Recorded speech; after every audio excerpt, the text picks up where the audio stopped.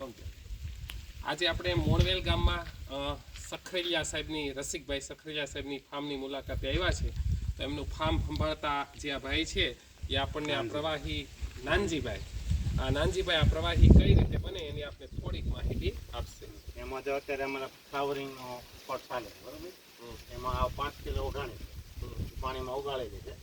પછી આ ગોળ નાખવાનો, કેરબામાં 300 લીટરનો કેરબો છે જોવાનો, એમાં 2 કિલો ગોળ નાખવાનો, પછી 10 લીટર આપણે ગૌમૂત્ર નાખવાનું બરાબર.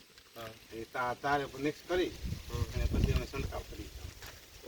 આ પંપ પડે કરતા આ પંપ પડે કરીએ. પંપ બતાવો છો વિડીયો. આ પંપ પડે એમ છંટકાવ. 5 લીટર દૂધ નાખીએ ગાયનું. બરાબર, ગાયનું દૂધ. હા, તો ગાયનું દૂધ ને પડ્યું છે. બરાબર. ના એ તો કઈ વાંધો નહીં. તમારે બેનો 5 લીટર નાખીએ. કઈ પ્રશ્ન હોય તો આનાથી ઉત્પાદનમાં વધારો થાય કે વધારો થાય, ફ્લાવરિંગમાં વધારો થાય.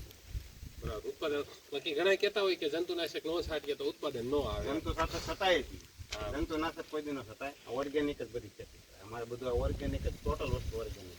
એટલે અમારો કોઈ વિષય પણ વસ્તુનો દેશી દવા જ આપવાની, મિલાતી નહીં. એટલે બધા અત્યારે એમ કહેતા હોય કે જંતુનાશક થી બહુ કેન્સર થાય છે એટલે પ્રાકૃતિક દવા તરફ વળવું જોઈએ. હા, એ વળવું જોઈએ. ખરેખર કોઈ કરતા નથી એમ, પણ આપણે કરવું જરૂરી છે. હા, અમારા સાહેબ તો આ 10 વર્ષ કરે. બરાબર. કોઈ વિલાતી દવા જ નહીં, એ તો વસ્તુ નહીં. અને એ સાચું છે. તો આ સમયમાં અત્યારે લોકોને બીજા અત્યારે દવા બધા ટીપણા બધા બનાવેલા થી જ છે. ઓલામાં હરગવાનું પાણી છે, હરગવાના પાંદડા હોય ને એને હેડવા છે. આ બધાથી બીજી 2 કામ દવા છે. ઓકે, આપણે આ બધું વિડીયામાં લઈ લેજી ભાઈ. કેવરો ફેરવી લેવા બધામાંથી, આ બધામાંથી ફેરવી લે. પછી તમારે જો આગળ જવું હોય તો ઓલા કારણે કોલાનું છે, ગીલાનું પાણી છે, પછી જામફળનું છે, એવું બધું ફ્લાવરિંગ છે. બધું ઓકે, વખાણ આમાં આ ગોળનું ગોળનું પાણી છે. આ બધું તમે જોઈ શકો છો. આ ઓર્ગેનિક રીતે બધી ખેતી થાય છે.